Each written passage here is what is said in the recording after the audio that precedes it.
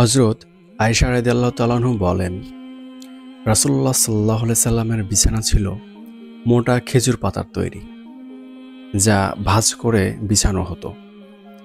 আমি চিন্তা করলাম, যদি তাকে একটু আরামদায়ক কিছু দেই তাহলে তিনি ভালো ঘুমাতে পারবেন। তাই একদিন আমি নরম একটি বিছানা বিছিয়ে দিলাম।